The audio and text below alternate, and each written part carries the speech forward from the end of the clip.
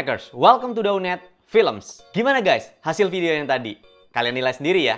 Jadi di sini Meta Animation dan Bani Adil berkolaborasi untuk bikin scene AAA gaming hanya menggunakan laptop tipis. Nah, laptop yang kita pakai sendiri adalah laptop MSI Creator Z16P. Dan ini menentang kebanyakan anggapan kalau kita buat scene 3D yang berat-berat sendiri itu harus pakai PC. Tapi zaman sekarang ada loh laptop yang teknologinya udah tinggi banget tapi dengan form factor yang tipis banget. Ini udah menggunakan Intel 12 Gen Core i9 atau lebih tepatnya Intel 12900H, dan GPU-nya sendiri udah menggunakan Nvidia RTX 3070 Ti 8GB GDDR6.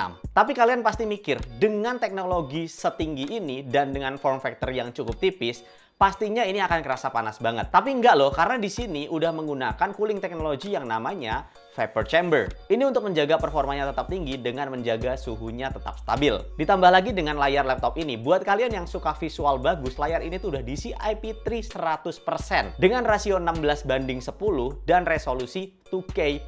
Dan kalau kalian ngomongin layarnya MSI, mereka selalu menjual yang namanya True Pixel. Dan True Pixel ini menjamin warnanya akurat dan juga color reproduction-nya itu indah banget. Jadi kalau kalian mau pakai buat visual effect lalu lanjutin color grading, ini juga layar yang cocok banget. Refresh rate-nya 165 Hz dan udah touchscreen. Di sini kalian juga bisa menggunakan pen bawaan dari MSI. Dan laptop ini laptop yang cocok banget untuk dibawa ketemu klien. Karena desainnya ini udah menganut desain postmodern. Dan sasisnya ini sudah melewati proses yang namanya CNC sehingga membuat bodinya terlihat lebih kokoh dan lebih kuat. Dan satu lagi, fitur yang menjadi fitur favorit gue adalah Wi-Fi 6E. Karena dengan kehadiran Wi-Fi 6E ini, proses motion capture gue jadi lebih lancar. Dikarenakan transfer rate dari Wi-Fi 6E ini ke router sampai ke Rokoko itu lebih lancar dan lebih stabil. Jadi latensinya nggak akan kerasa dan nggak akan ada missing frame. Di sini kita melakukan motion capture dengan menggunakan Rokoko Smart Shoot Pro 2 dan juga hand gloves-nya, smart gloves, dengan laptop MSI Z16P ini. Setelah rekaman motion selesai, di sini datanya kita ekspor dan kita kirim ke Bani Adil untuk dikerjakan 3D-nya. Di sini kita pilih karakter dari game yang judulnya Devil May Cry, yaitu si Nero. Kalian pasti tahu kan? Karena pas gue coba ajukan ide ini, ternyata Bani lagi asik-asiknya main di MC5. Jadi, kenapa enggak kita bikin versi 3D-nya? Oke, halo semuanya, perkenalkan nama gue Bani Adil. Jadi setelah rekaman motion capture shoot-nya udah selesai nih, udah dikasih datanya ke gue, hal yang selanjutnya harus dilakukan yaitu adalah tahap yang bernama retargeting. Nah, proses ini itu merupakan proses di mana kita memasukkan animasi yang udah direkam tadi dari motion capture shoot ke dalam 3D karakter model yang sudah direct. Dan nggak selesai sampai di situ aja, setelah retargetingnya selesai dan berhasil, hal selanjutnya yang harus dilakukan yaitu adalah satu proses lagi yang bernama clean up. Nah, clean up di sini itu fungsinya untuk merapikan data mocap yang sudah direkam tadi. Karena nggak semua hasil dari rekaman mocap itu hasilnya sesempurna yang kalian kira. Nah, setelah semua proses tadi selesai dan udah oke nih hasilnya, saatnya kita memberikan sedikit bumbu-bumbu untuk scene yang akan kita buat nanti. Oke, di sini gua ingin membuat karakter si Nero-nya ini seolah-olah terkena hembusan angin, yang dimana rambut dan juga pakaiannya udah pasti terkena impact dari anginnya tersebut. Dari hasil video yang udah kalian lihat tadi, pasti ada beberapa yang berpikir di sini kalau misalkan gua di sini itu menggunakan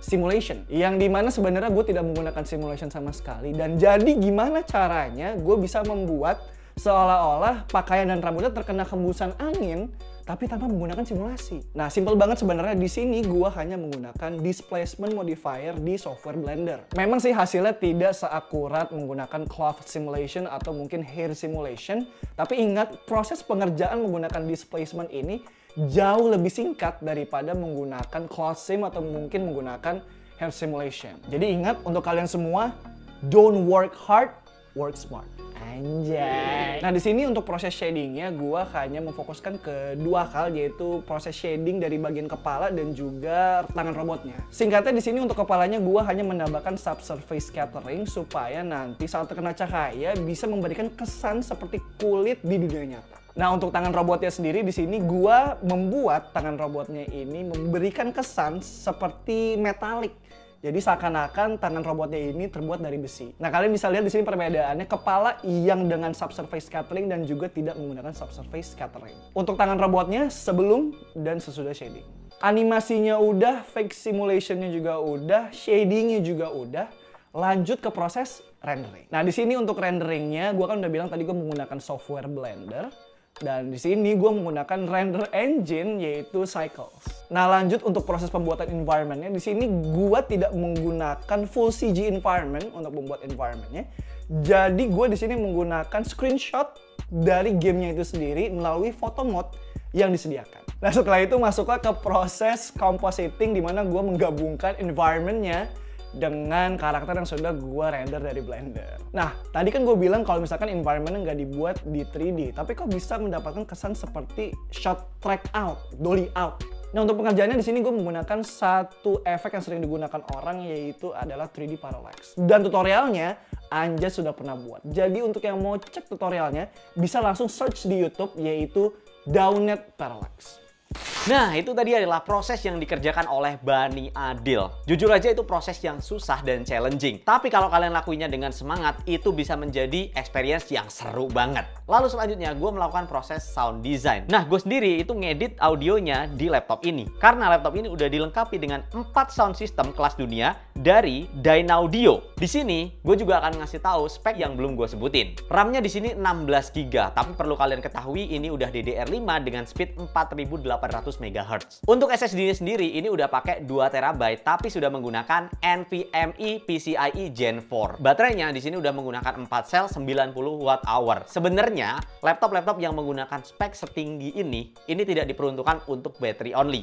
Jadi tetap harus dicolok supaya GPU-nya optimal. Sekarang yang terakhir adalah harga dari laptop ini sendiri. Harga dari laptop ini sendiri adalah 52 juta. Nah, 52 juta untuk spek setinggi ini dan semua hal yang kalian dapatkan itu worth it banget. Karena kalau misalnya kalian mau bandingkan dengan beberapa spek PC yang sekarang beredar, ini bisa jauh lebih tangguh. Dan ini bisa dibawa kemana-mana.